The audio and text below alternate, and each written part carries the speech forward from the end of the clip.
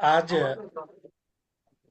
परिचय श्रृंखला के इस कार्यक्रम में अपने कवि को जाने के इस द्वितीय कार्यक्रम में मैं मंच की ओर से आ, नताशा हर्ष गुरनानी जी का हार्दिक अभिनंदन करता हूं और मंच पर पधारे राजेश कुमार जी और पुष्पा जोशी जी का भी मैं अभिवादन करता हूं। आप सभी को मेरा प्रणाम।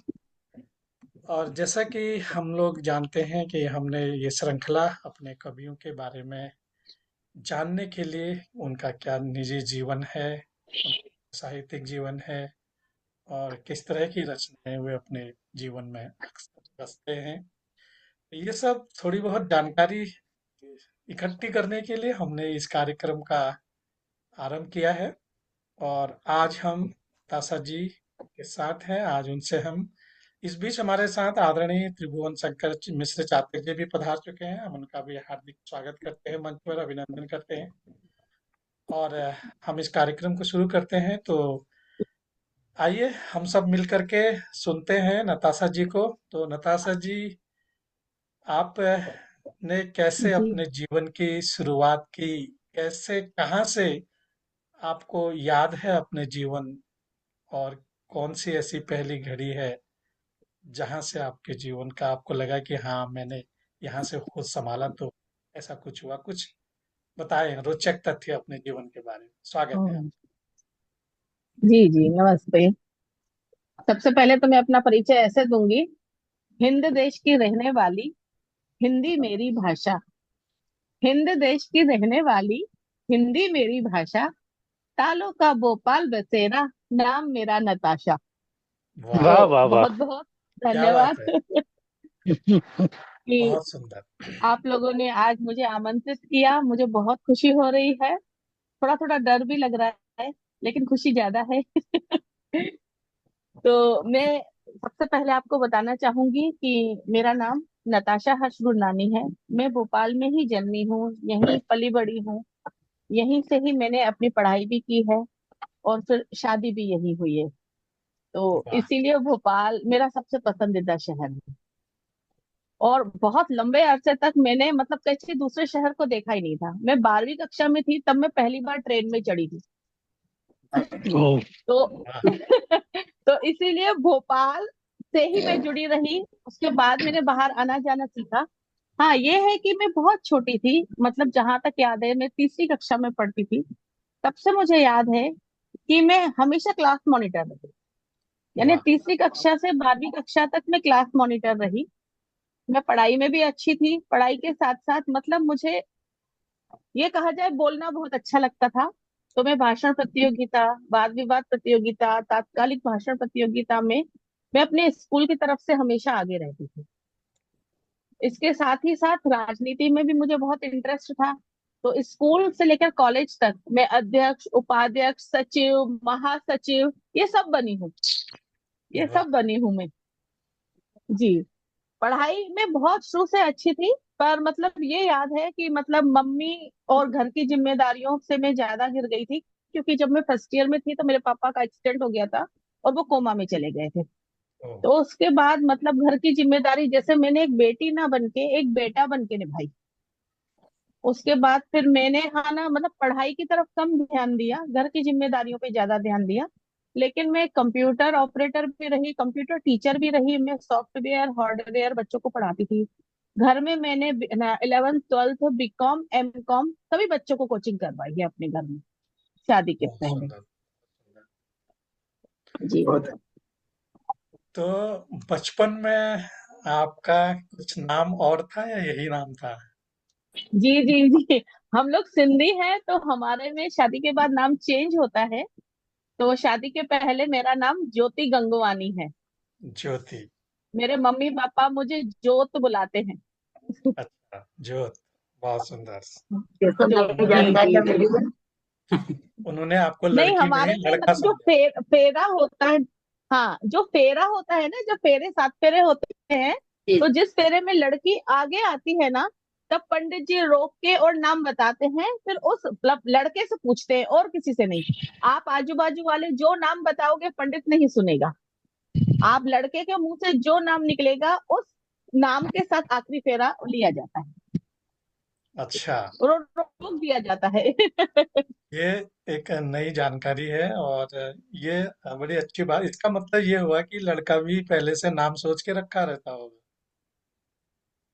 हाँ, ये हमको पता रहता है कि हाँ पे ना निकलना होगा। ही है। हाँ, इससे पहले। बहुत मतलब पीढ़ी से चलता आया है ना कि लड़के का नाम ये है तो लड़की का ये निकलेगा। तो मैंने इनको सगाई के बाद बोल दिया था, अच्छा नाम रखना, गंदा मत रखना। हाँ, वही मैं कह रहा हूँ। नहीं तो इसमें थोड़ा इंटरप्ट कर रहा हूँ मैं। अ, जी जी। आपने अच्छी तरह खोजबीन कर ली, कहीं नताशा कोई और तो नहीं थी ना ना जिसके ना, नाम वो पे सब आपका पता है। नामकरण हो? मैं तो एक्चुअली मैं हाँ ना इनको बोल रही थी कि मेरा नाम निशी रखिएगा, निशी। लेकिन हमारी अच्छा। फुटवियर की शॉप है तो मेरे हस्बैंड कहने लगे इस नाम की चप्पलें आती है, तेरा नाम उस पे नहीं रखूंगा। अच्छा। वाह, बहुत सुंदर। हाँ। तो नताशा जी, बचपन की कोई ऐसी यादगार घटना जो आपके दिमाग में आज भी हो और आपका मन हो जी कि जी तो शेयर करूं तो आप करें। जी। एक्चुअली मैं 12th क्लास में थी और मेरी छोटी बहन मुझसे 1 1.5 साल छोटी है। तो वो ना हिंदी में तब हाफ ईयरली एग्जाम्स हुए थे और हमारी क्लास के बाहर बालकनी में एक बड़ा मधुमक्खी का छत्ता था। तो हम लोग क्लास में बिल्कुल चुप करके बैठते थे कि बिल्कुल आवाज नहीं करते थे। मैं हमेशा फर्स्ट बेंचर यानी फर्स्ट सीट वाली लड़की रही हूँ शुरू से। मैं कभी पीछे नहीं बैठ पाती थी। तो जैसे ही इधर से मधुमक्खी आई और मैं इधर पीछे वाले गेट से भाग जाती थी, मैं इतनी डरपोक। तो मेरी छोटी सिस्टर है ना, उसको एग्जाम्स में फुल मार्क्स आए थे। तो वो उसकी क्लास नीचे थी तो वो मुझे भाग के ऊपर बताने आई कि है ना मेरे हिंदी में बहुत अच्छे मार्क्स आए, फुल मार्क्स आए। तो जैसे ही वो दौड़ के मुझे बताने आई तो उसके साथ पूरा छत्ता उसके साथ आ गया मधुमक्खी का। ओह। पूरा का पूरा छत्ता उसके बालों में, कपड़ों में, स्वेटर में, पूरे शरीर में। और पूरी क्लास पीछे के दरवाजे से भाग गई, इवन टीचर भी भाग गई। मैं अकेली जो सबसे डरपोक मधुमक्खी के छत्ते से डरने वाली, मैंने दोनों हाथों से ऐसे मधुमक्खियां निकाली थी उसके शरीर से। पूरी क्लास में ऐसे मधुमक्खियां मैंने मार दी थी। मार मार के उसके बाल वाल खोल दिए थे क्योंकि बालों के अंदर पूरा छत्ता चला गया था। कपड़ों में उसका स्वेटर निकाल के फेंक दिया था, उसकी चुन्नी निकाल के फेंक, और वो उसको होश ही नहीं क्योंकि उसको 2 3 जगह मधुमक्खियों ने काट भी दिया था। काट दिया था। तो मतलब सब इतना डर गए थे, हम लोग इतना डर गए थे। मैं जैसे तैसे पूरा उसको निकाल निकाल के मार मार के दूसरे गेट से बाहर निकाल के लाई थी। तब टीचर और सर आए थे कि क्या कहीं लगा तो नहीं। पर मैं बहुत गुस्से में, मतलब मेरे स्कूल में मतलब मेरा नाम बहुत अच्छे से मतलब कहा जाए कि सबसे डिसेंट लड़की जो है वो ज्योति गंगवानी है। लेकिन उस दिन सबने मेरा रौद्र रूप देख लिया था। मैं बहुत गुस्से में आ गई थी कि मैं 10 बार बोल चुकी हूँ छत्ता हटाइए छत्ता हटाइए, तो छत्ता क्यों नहीं हटाया। और जब इसको इतना लगा था तब आप लोग आगे नहीं आए, और अब आप लोग आगे आए हैं, हटिए यहाँ से। मैं अपनी बहन की क्लास में गई, उसका बैग उठाया, अपना बैग उठाया और मैं नीचे निकल गई। मैंने किसी टीचर से नहीं पूछा, किसी सर से मैंने कुछ बात नहीं की। नीचे सीधा प्रिंसिपल रूम में चली गई और मैंने प्रिंसिपल सर को भी बहुत बोला कि अगर ये छत्ता नहीं हटा तो कल से कॉमर्स की एक लड़की नहीं आएगी। प्रिंसिपल सर भी बहुत हैरान थे, ये इतनी प्यारी बच्ची हमेशा इतने अच्छे से बात करने वाली है गुस्से में। लेकिन मैंने तब भी कुछ प्रिंसिपल सर से भी मैंने नहीं पूछा, मैं अपनी बहन को लेके निकल गई। तब ऐसे ऑटो वगैरह ऐसा तो खैर होता नहीं था कि पेरेंट्स ऐसे लेके जाए, लेकिन मैं एक हॉस्पिटल में गई। मेरे पर्स में सिर्फ 3 रुपए पड़े थे तब बैग में। तो मैंने मेरी बहन को टिटनेस का इंजेक्शन लगा के और उसको मैं घर लेके आई थी। घर लेके आई तो मेरी मम्मी देख के हैरान में रह गई, क्या हुआ ये वो। लेकिन तब तक मुझे बुखार आ गया था बहुत। पूरे साल में अगले दिन सिर्फ वो एक ही दिन मैंने 12th क्लास में छुट्टी की थी। और मेरी बहन स्कूल गई थी तो कहने लगी छत्ता वत्ता सब हट गया है। तो सब कहने लगे अरे तेरे ऊपर तो मधुमक्खी का छत्ता गिरा था, तू आ गई और ज्योति नहीं आई, तो उन्होंने बोला उसको तो बुखार आ गया है। नेक्स्ट डे फिर मेरा भाषण प्रतियोगिता थी तो मैं ऊपर क्लास में ना जाके नीचे ही बैठी थी। तब प्रिंसिपल सर मुझसे कहने लगे कि बेटा हमने छत्ता हटा दिया है। मैंने कहा हाँ मुझे पता चल गया। कह लगे नहीं नहीं तू देखने चल। मैंने कहा नहीं सर, अभी मुझे भाषण प्रतियोगिता में जाना है, नहीं। वो मेरा हाथ पकड़ के मुझे चौथी मंजिल लेके चले कि देख हमने छत्ता हटाया है, तू मतलब मत किया बहुत सही, बहुत सही। बहुत बड़ा ही जिस तरह से आपका रौद्र रूप का वर्णन सुना हम लोगों ने, तो मेरा तो भोपाल जी। जाना कैंसिल। क्या पता अरे किस अरे बात अब से आप गुस्सा हो जाए कि तो मार मार के अब देखिए मेरे को। इसमें इसमें देखिए एक बात बड़े स्पष्ट है कि नताशा जी ने कहा कि मैं बहुत डरपोक थी, और जब उन्होंने देखा कि बहन के ऊपर मधुमक्खियों ने पूरा बहन के ऊपर। आक्रमण कर दिया है, तो सारा डर गायब हो गया, और उतनी हिम्मत उनके अंदर आ गई, और नया उन्होंने रूप निकला, नया रूप वाकई, सामने आया ना। जी, और वाकई जी जी उन्होंने जी उस कार्य को अच्छे तरीके से अंजाम दे, नहीं तो पता नहीं आगे क्या होता। मुझे नहीं लगता कोई दूसरा भी उसमें आगे आगे बढ़ता, क्योंकि सभी मधुमक्खियों से डरते हैं। तो ये साहस की जी बात है, बहुत ही सुंदर आपने उदाहरण दिया और आपसे थोड़ा और पीछे चलते हैं, जब आप बहुत छोटी छोटी थी, बच्चों का मन खूब खेलने कूदने का ज्यादा करता है पढ़ाई लिखाई से, जी जी। तो ऐसा कोई वाकया मैं आपको वैसी याद? बच्ची नहीं थी। मैं वैसी बच्ची नहीं थी। अच्छा। तो मैं मम्मी से बहुत डरती थी। एक्चुअली क्या है, मेरी बड़ी 3 बड़ी बहनें हैं। 3 बड़ी बहनें हैं, भैया हैं। तो मतलब मेरे ऊपर मतलब उन लोगों का प्रेशर ज्यादा रहता था। मतलब मैं अपनी दीदियों से बहुत डरती हूँ। मतलब आज भी मैं मेरी जो सेकंड नंबर दीदी है उनसे बहुत डरती हूँ। तो वो बिल्कुल एक जैसे आंख दिखाती थी ना, तो कोई भी कॉपी आए मैं पढ़ने बैठ जाती थी। तो मतलब मस्ती खेल कूद किया है लेकिन बहुत कम। बहुत कम पढ़ाई में शुरू से ध्यान दिया। घर के कामों में ध्यान दिया, सब सीखा है। सिलाई कढ़ाई बुनाई और कंप्यूटर का पूरा कोर्स, मेहंदी, दुनिया भर की चीजें ये सब सीखी हुई है। मम्मी ने मतलब कभी इन चीजों पे रोक नहीं लगाई। बहुत सुंदर। तो आपने बताया कि 12वीं क्लास में आप पहली बार ट्रेन में बैठी, तो उससे पहले कभी कहीं हाँ। इधर आना जाना घूमना फिरना नहीं हुआ? कहीं नहीं, कहीं नहीं। कहीं नहीं हुआ। मैं बहुत रोती थी कि मुझे भोपाल से बैरागढ़ तक, मतलब मम्मी के घर तक, मतलब भोपाल से मुझे सिर्फ अंदर की ट्रेन दिखाई है। ट्रेन में बैठते कैसे हूँ। बड़ी अच्छा। दीदी की शादी भी भोपाल में हुई। तो कहीं जाने का था ही नहीं। नानी का घर भी यहीं, दादी का घर भी यहीं, बुआओं का घर भी यहीं भोपाल में, तो कहीं आना जाना नहीं हुआ। अच्छा, तो सारे कहीं लोग। भी नहीं हुआ था। सब भोपाल में। और मतलब मैं कहाँ गई थी, मेरी मम्मी के मामा जी के नाती के जनेऊ में मैं रो रो के गई थी। मुझे ट्रेन में बैठना है। तो मेरे मामा जी ने मुझे खूब चिढ़ाया। देख ट्रेन में ऐसे नहीं बैठते हैं, ऐसे बैठते हैं। ट्रेन में खाना ऐसे नहीं खाते हैं, ऐसे बैठ के खा। तो मैं उनकी बात बड़े ध्यान से सुन रही थी कि ऐसा ऐसा किया जाता है। खूब चिढ़ाया था उन लोगों ने मुझे।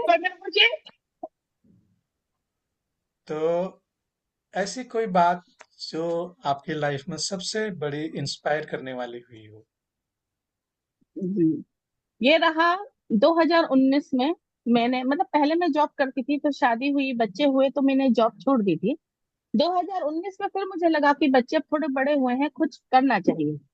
तो मैं इंश्योरेंस एडवाइजर बन गई। इंश्योरेंस एडवाइजर बनने के बाद मतलब मुझे खुद में एक बदलाव महसूस हुआ कि मैं यहाँ पे लोगों की फैमिली को सिक्योर कर रही हूँ, उनकी लाइफ को सिक्योर कर रही हूँ। और ये काम करते हुए आज मैं सीनियर एडवाइजर हूँ। बहुत बड़ी पोस्ट पे हूँ, और आप लोगों को बताते हुए खुशी होगी कि इस साल मैं एमडीआरटी बनी हूँ और 2 महीने बाद मैं दुबई जा रही हूँ। वाह, ये बहुत बधाई। सबसे बड़ी दुबई, आबू धाबी और यस आइलैंड, 3 जगह मैं घूमने जा रही हूँ। और बहुत मैंने बधाई। बहुत मेहनत की है। बहुत मेहनत की है, और सही में जब मैं किसी के एक भी पॉलिसी करती हूँ और उनको जब समझाती हूँ, तो मन में एक सुकून होता है कि मैंने उनकी लाइफ सिक्योर की। तो ये मैं खुद में इंस्पायर होती हूँ बहुत। मैं हेल्थ डिपार्टमेंट में भी हूँ, लाइफ डिपार्टमेंट में हूँ, दोनों में हूँ मैं। तो आपको अपने कार्य से एक वो संतुष्टि मिलती है कि आप समाज के लिए, जी जी जी। तो ये तो बहुत ही अच्छी बात है। और तो फिर कैसे और कोई ऐसी घटना या कोई ऐसा वाकया आपकी जिंदगी का जो आप शेयर करना चाहें? जी जी जी। बस यही है कि 5 भाइयों में एक 5 बहनों में हमारा एक ही भाई था। लेकिन ये रहा कि उसको डॉक्टर्स ने गलत दवाइयां दे दी, जिसकी वजह से उसकी दोनों किडनियां डैमेज हो गई। तो ओ। फिर उसको मैं ही ले गई थी, मैं और मम्मी अहमदाबाद ले गए थे, मेरी मम्मी ने उसको किडनी दी। तो तब से मतलब मेरा भाई मुझे अपनी माँ मानता है, मतलब तब से। उसके बाद फिर मैं उसके लिए बहन कभी रही नहीं, वो माँ मानता है मुझे। और बहुत प्यार, बहुत प्यार, मतलब जैसे बच्चे की सेवा करते हैं ना मैंने, क्योंकि जब उस दिन डॉक्टर ने उसका डिस्चार्ज दिया था तब मुझे डॉक्टर ने बोला था हम तुझे 1.25 महीने का बच्चा दे रहे हैं। तो मैंने भी उसको बच्चे की तरह ही स्वीकार किया था। बहुत उसके ऊपर मतलब कहते हैं ना जान छिड़क दिया हम लोगों ने, वैसा था। लेकिन ये रहा कि सितंबर 22 में हम उसको नहीं बचा पाए। ओ। अभी उसका जाना हुआ और अभी पिछले साल अप्रैल में पापा भी चले गए। दोनों। तो ये कुछ कुछ चीजें हैं जो मतलब मुझे बहुत पीछे ले जाती हैं। लेकिन फिर भी जो आया है उसको जाना है, कितना भी रोकेंगे वो नहीं रुकेगा। जी बिल्कुल बिल्कुल। तो मम्मी मतलब पापा तो उस दिन गए जिस दिन उनकी 60वीं वेडिंग एनिवर्सरी थी। जिस दिन उनकी शादी की वैवाहिक वर्षगांठ थी उसी दिन पापा शांत हुए। ओहो। तो ये तो जीवन है, किसी के साथ अच्छा और किसी जी के साथ बुरा हो जाता है, इस ये तो अपने किसी के भी हाथ में नहीं होता। तो जीवन में हमेशा अच्छा और हमेशा बुरा किसी के साथ भी नहीं होता। जीवन परिवर्तनशील है और परिवर्तन ही जीवन का दूसरा नाम है। तो और कोई ऐसी बात जो आप शेयर करना चाहें आपके जीवन के बारे में? और ब- कोई ये है कि मैं पढ़ाई में वाकई में बहुत अच्छी थी। मतलब ऐसा एक बात बताऊंगी जिसको मुझे सोच के हंसी भी आती है। मैं भाषण बहुत अच्छा देती थी। और मेरा मतलब भाषण में ये था कि आप मुझे विषय दे दीजिए और 5 मिनट के अंदर मैं भाषण दे देती थी और हमेशा प्राइज लाती थी। जब इंटर स्कूल कॉम्पिटिशन्स होते थे तो जैसे दूसरे स्कूल के भी बच्चे आए, मैं भी गई, तो जैसे ही कुछ बच्चे देख लेते थे कि अरे ज्योति गंगवानी आई है, जीतेगी तो ये भैया इसके आगे नहीं रुकेंगे, तो वो बिना भाषण दिए थक जाते थे कि हम इसके सामने नहीं बोल। तब मुझे बहुत हंसी आती थी और अच्छा भी लगता था। बहुत बढ़िया। तो इसका मतलब मेरा ये इतना कि बिना बिना तैयारी के आप उस विषय पर बोल लेते हैं। हाँ हाँ, जी जी, मैंने सालों स्टेज पे प्रेयर करवाई है प्रिंसिपल सर के साथ। पूरे स्कूल को मुझे माइक वगैरह की जरूरत नहीं पड़ती थी। और पूरा स्कूल मतलब मुझे छोटे बच्चे से लेके बड़े लोगों तक सब जानता था। तो मतलब पूरे स्कूल में कॉलेज में मेरा नाम था, बहुत नाम था। पढ़ाई में भी अच्छी थी, राजनीति में भी थी, भाषण प्रतियोगिताओं में थी। तो अन्य स्कूलों से भी मतलब जैसे एक नाम रहता है ना कि हाँ ज्योति गंगवानी आई है, तो मतलब एक अंदर से गर्व कर होता था खुद को। बस ये रहता था कि अगर मैं फर्स्ट रैंक से सेकंड रैंक आई तो मम्मी की मार पड़ती थी कि सेकंड काय के लिए आई है। तो आप हमेशा ही मतलब फर्स्ट आई। हाँ, कभी कभी सेकंड आई तो मुझे बहुत मार पड़ी। तो आपने बताया कि तीसरी क्लास से लेकर के 12वीं तक आप बराबर मॉनिटर रही, तो ये स्कूल जी, वाले अपने आप ही आपको चुन लेते थे या आपको? ना ना, बिल्कुल जैसे मतलब वोटिंग होती है ना, एक प्रस्तावक बनता है, जी जी जी। सारा संचालक वो बनता है, फिर पूरी वोटिंग होती थी। और जो प्रस्तावक है फिर वो पूरे पर्ची निकालते थे, बिल्कुल जैसे वोटिंग जैसे होती थी ना पहले, वो ठप्पा लगने वाली वैसे ही वोटिंग होती थी तो स्कूल में। उसमें आपको सबसे ज्यादा वोट मिलते हैं? जी जी जी, तो मतलब इलेक्शन भी हमारे यहाँ बिल्कुल वैसे ही होता था स्कूल में। बिल्कुल इंक लगाई जाती थी उंगली पर, बिल्कुल ऐसे केबिन बनाए जाते थे, वो ठप्पा दिया जाता था कि आप पूरा पर्ची बना के कि इसको वोट देना है। और जैसे पहले वो बैलेट पेपर फोल्ड होते थे ना, वो फोल्ड करना हमको पूरा सिखाया जाता था ताकि आपको ऐसे वोटिंग करनी है। बहुत सुंदर। तो आपने बताया कि आपने अपने लाइफ में बहुत सारे लेक्चर्स दिए किसी भी विषय, तो ऐसा कुछ याद है जो सबसे अच्छा विषय रहा हो, आपने सबसे लंबा लेक्चर दिया हो? कोई ऐसा टॉपिक याद आ रहा है आपको? जी हाँ, व्यावसायिक शिक्षा के ऊपर मैंने दिया था। व्यवसायिक शिक्षा। तकनीकी शिक्षा और व्यावसायिक शिक्षा के ऊपर। कब दिया था ये? व्यावसायिक शिक्षा ये मैंने दिया था 10th क्लास में। और आपको एक बात और बता दूं, हमारे स्कूल में 15 अगस्त और 26 जनवरी को 4 भाषाओं में भाषण होते थे, हिंदी, इंग्लिश, संस्कृत और सिंधी। तो मैंने शुरू में 7वीं 8वीं 9वीं 3 साल मैंने संस्कृत में भाषण दिया था, और वाह फिर 10वीं 11वीं 12वीं में मैंने हिंदी में भाषण दिया था। वाह। बिल्कुल नेता, मतलब जैसे सभी पार्टियों के नेता वो आते थे सामने, बिल्कुल बैठते थे, बिल्कुल जैसे ऐसा लगता था पूरे अन्य स्कूलों के बच्चे आते थे हमारे स्कूल के ये भाषण प्रतियोगिता सुनने के लिए। 4 भाषाओं में भाषण होते थे। शुरू में मैंने संस्कृत में दिया था, फिर बाद में फिर मैंने हिंदी में दिया था। तो उसमें मुझे एक बहुत अच्छी याद है, जब हाँ ना मैंने सोने की चिड़िया के ऊपर लिखा था, तब मुझे नेताओं की तरफ से बहुत सारे पैसे भी मिले थे। और तब मतलब हाँ, किसी ने 50 50 50 रुपए दिए तो बहुत बड़ी बात होती बहुत थी। बड़ी बात होती जैसे थी। मैंने लिखा था, सोने की चिड़िया कहलाता बंधु अपना देश, सोने की चिड़िया कहलाता बंधु अपना देश, सोना सारा उड़ गया, चिड़िया रह गई शेष। चलिए आगे इस तो वाह।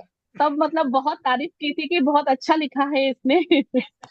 बहुत सुंदर। चलिए, ये आपका साहित्यिक जीवन है, इस पर हम फिर आगे बातचीत करेंगे। तो इस जी तरह से जी। जब आपने इस तरह से लेक्चर्स वगैरह में जब पार्टिसिपेट किया या आप करते थे, तो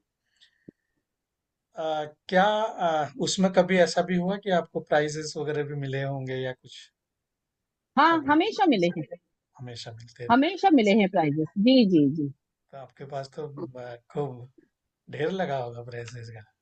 पूरा वो भरा हुआ है। पूरा कवर। तो पूरा कबर्ड भरा हुआ है, और गिफ्टें भी ऐसी थी कि मतलब है ना, घर में यूज करने वाली। पहले ऐसे स्कूल में ऐसे ट्रॉफीज वगैरह नहीं मिलती थी। टिफिन बॉक्स हो गया, वाटर बॉटल हो गई, और वो मौसमी जूस निकालने वाला हो गया, मतलब ऐसी गिफ्टें मिलती थी हम लोगों को। बैडमिंटन खेलने का रैकेट मिल गया। अच्छा।